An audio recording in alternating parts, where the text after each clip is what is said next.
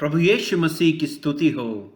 प्रभु यीशु मसीह के नए नियम द्वारा रक्षा के इस व्हाट्सएप ग्रुप में एक बार और मुझसे जुड़ने के लिए मैं आप सबका धन्यवाद देता हूं।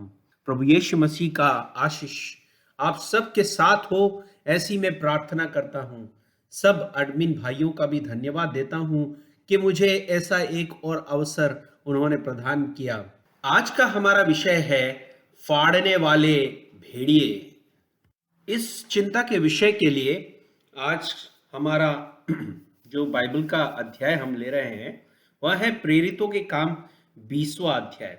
उसमें 13 से लेकर वाक्य हम पढ़ रहे हैं। इसमें पौलुस अपनी यात्रा में है और यह कहते हैं कि हम पहले से जहाज पर चढ़कर अस्सुस को इस विचार से आगे आए कि वहां से हम पौलुस को चढ़ा लें, क्योंकि उसने इसलिए ठहराया था कि आप ही पैदल जाने वाला था। जब वहां अस्सुस में हमें मिला तो हम उसे चढ़ाकर मितुलेने में आए और वहां से जहाज खोलकर हम दूसरे दिन खियुस के सामने पहुंचे और अगले दिन सामुस में लगान किया और फिर दूसरे दिन मिलातुस में आए, क्योंकि पौलुस ने एफेसुस के पास से होकर जाने की ठानी थी।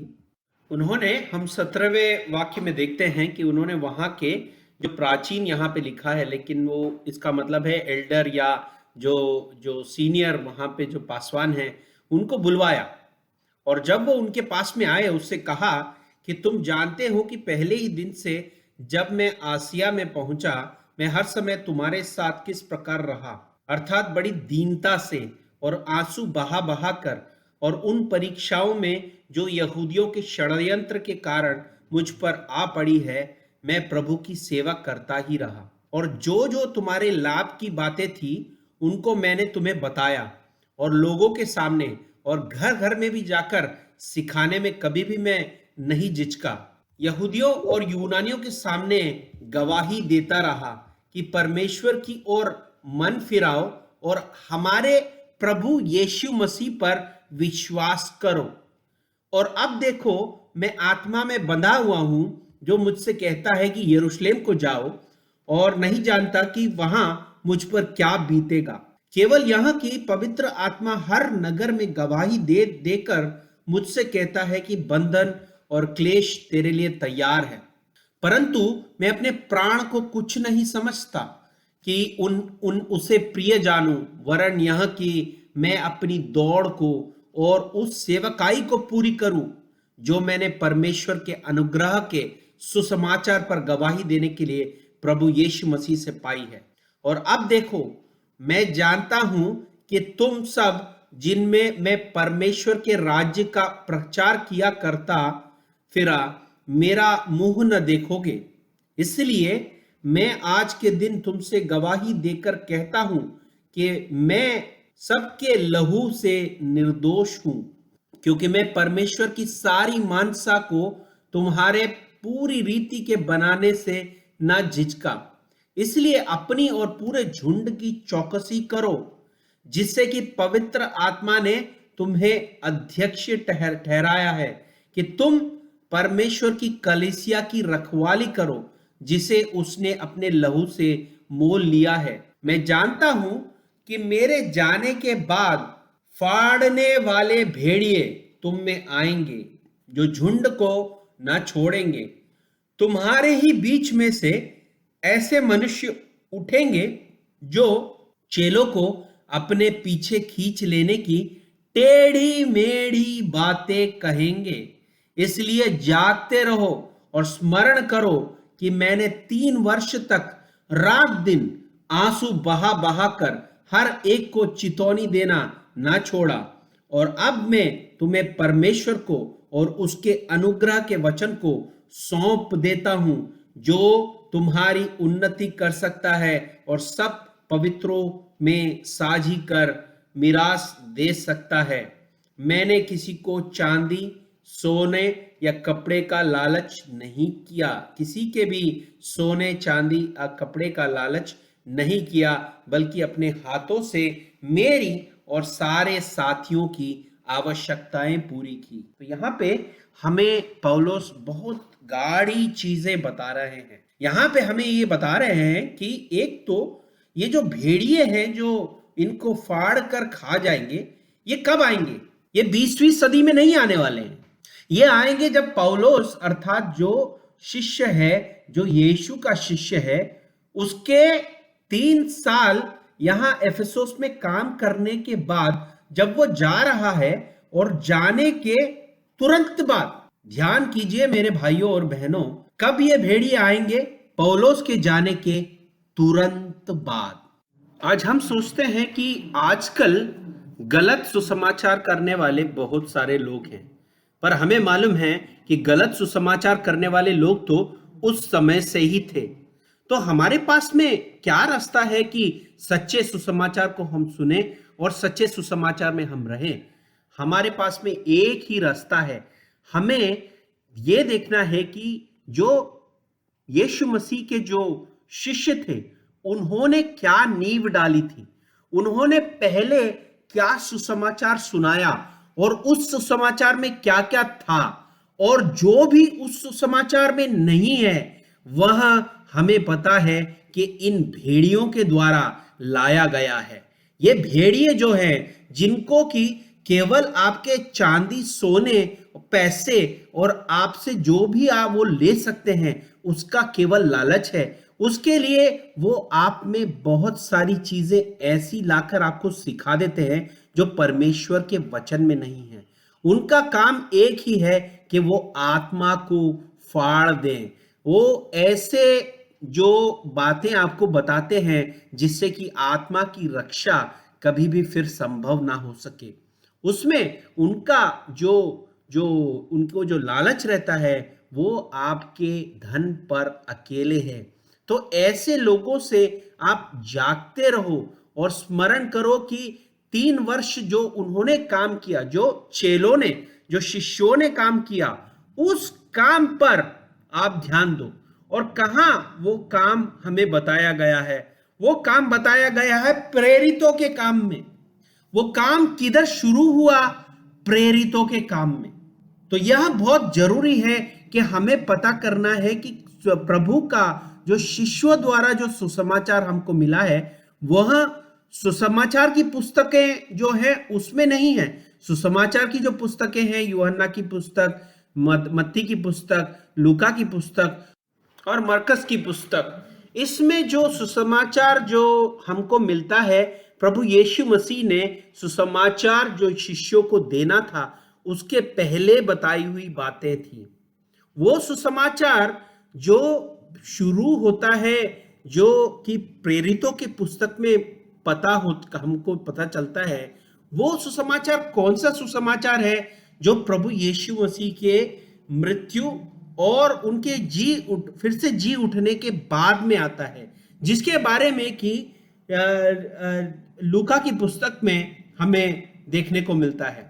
तो लूका की पुस्तक में 24वें अध्याय में 44 से जब हम वाक्य पढ़ते हैं, उसमें लिखा है, फिर उसने उनसे कहा, ये मेरी वे बातें हैं जो मैंने तुम्हारे साथ रहते हुए तुमसे कही थी, कि आवश्यक है कि जितनी बातें मूसा की व्यवस्था और भविष्यद्वक्ताओं और भजनों की पुस्तक में मेरे विषय में लिखी थी वह सब पूरी हो। तब उसने पवित्र शास्त्र बूझने के लिए उनकी समझ को खोल दिया। तो हम जो सुसमाचार की जो पुस्तक है, उसके अंदर जब यीशु मसीह जब शिष्यों से बात कर रहे हैं, जो भी उनसे बात कर रहे हैं, वो बातें उनको समझ में नहीं आई। उनको कभी भी उसके बारे में क्या उसका सच्चाई है, इस बारे में कभी भी उनको समझ में नहीं आई। पर उनको कब समझ में आ रही है?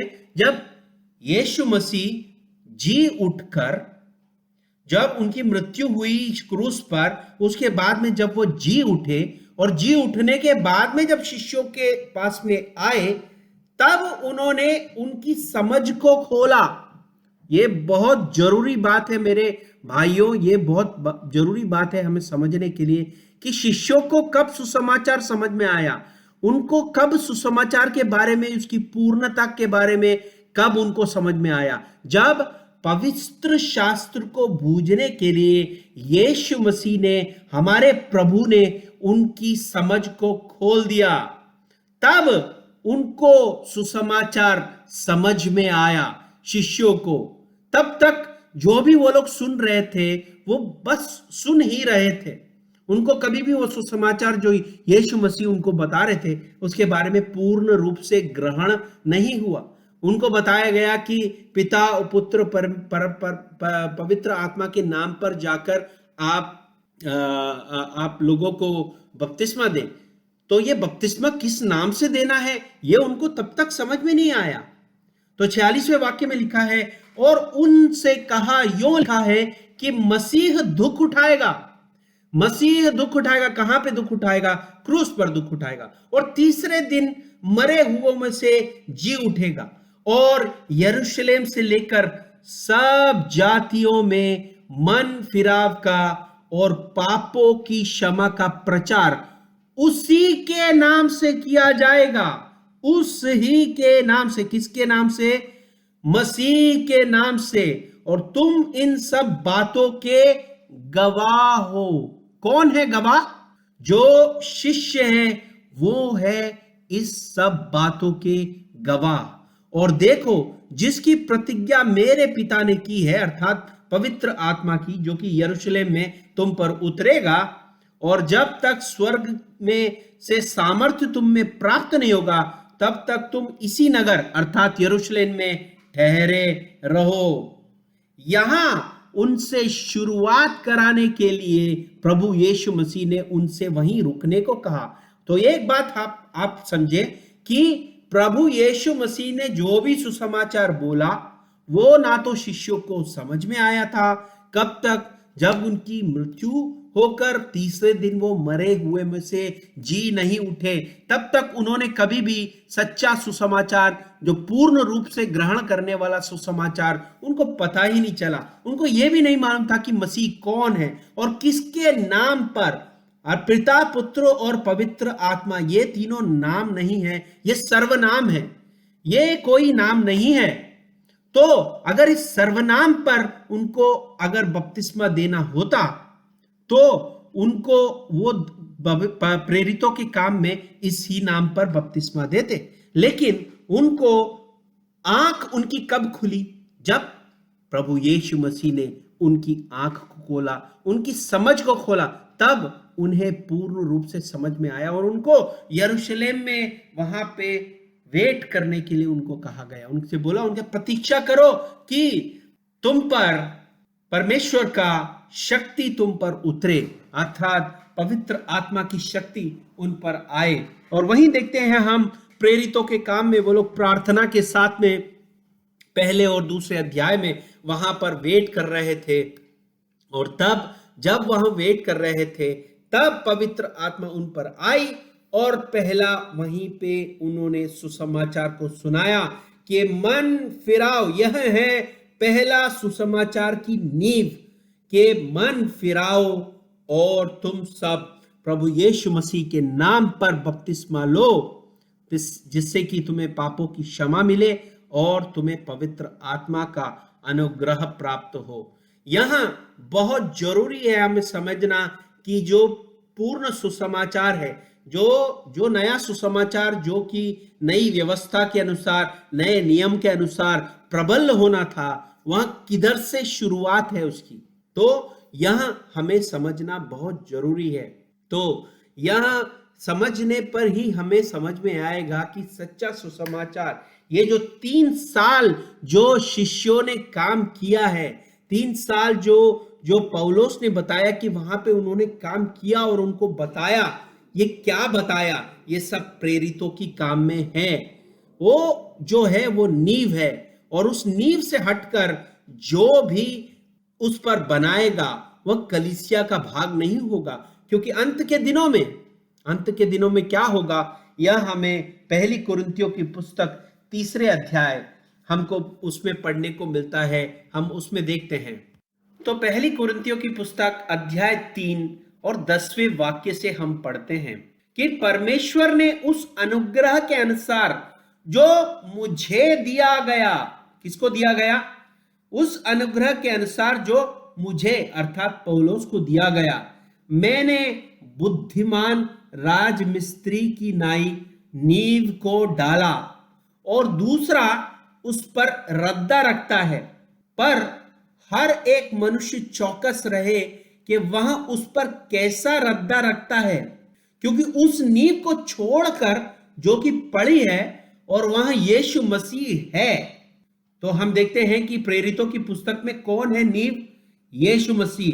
जो यीशु मसीह का जो पतरस है, जो जो जो जो पत्थर है, उस पर नींव रखी गई कि उसके नाम से बपतिस्मा, उसके नाम से बपतिस्मा, इस नींव को छोड़कर जो पड़ी है कोई और नींव ना डाल सके। और यदि कोई इस नींव पर सोने या चांदी या बहुमोल पत्थर या काठ या घास या फूस का रद्दा रखता है, तो हर एक का काम प्रकट हो जाएगा, क्योंकि वह दिन उसे बताएगा। इसलिए कि आग के साथ जब प्रभु प्रकट होगा अंत के दिनों में, और वह आग हर एक के काम पर पड़ेगी और उसको परखेगी कि कैसा है। जिसका काम उस पर बना हुआ है वह स्थिर रहेगा और वह उसकी मजदूरी पाएगा।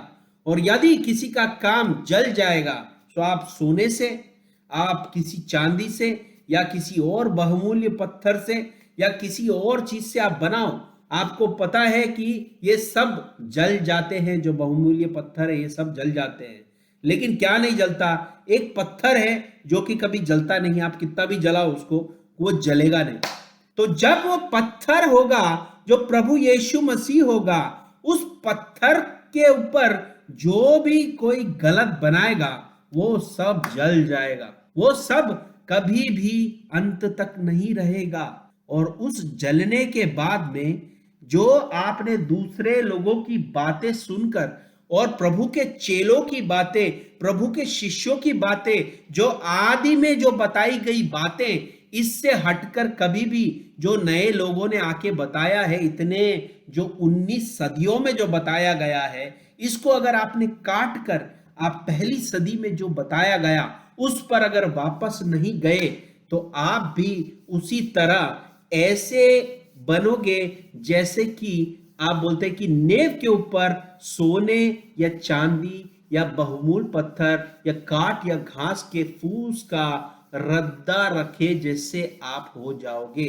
तो आपने यह डिसाइड करना है कि क्या आप शिष्यों के द्वारा बताए गए सुसमाचार पर स्थिर और शुरुआत कर स्थिर रहना चाहते हो, या किसी और के बताए अनुसार इस तरह के सोने या चांदी, या कि आप हमारे पास आओ और आपको सोना चांदी और बहुत सारा आपको धन मिलेगा, मान मिलेगा और सब कुछ मिलेगा, इस पर आप इसको सुसमाचार समझते हो, या जो शिष्यों द्वारा बताए गए सुसमाचार पर आप नींव रखो और उस पर अगर आप दृढ़ रहो, तो आपको अंत के दिनों में जब आग के साथ परमेश्वर की वापसी होगी, प्रभु यीशु मसीह की जब वापसी होगी, उन दिनों तक आपको अगर उसमें स्थिर रहना पड़ेगा, तभी आपको नित्य जीवन प्राप्त होगा, नहीं तो बाकी सब जल जाएंगे। तो इसलिए इन भेड़ियों से सावधान रहें। ये जो भेड़िए हैं वो आज सब जगह पहुंच चुके हैं और वो ज्यादा हैं, हम बहुत कम हैं, और उससे कोई फर्क नहीं पड़ता, क्योंकि अंत के दिनों में ये सारे जल जाएंगे। ये सारे भेड़िए और उनको जो सुनने वाले हैं वो सब जल जाएंगे। लेकिन जो भी प्रभु यीशु मसीह के नींव में रहेगा वह ही अंत में नित्य जीवन को प्राप्त होगा। प्रभु यीशु मसीह आप सबको इन वचनों के द्वारा अपने नींव में सुदृढ़ करे और आपको सब आशीष प्रदान करे। प्रभु यीशु मसीह की स्तुति हो।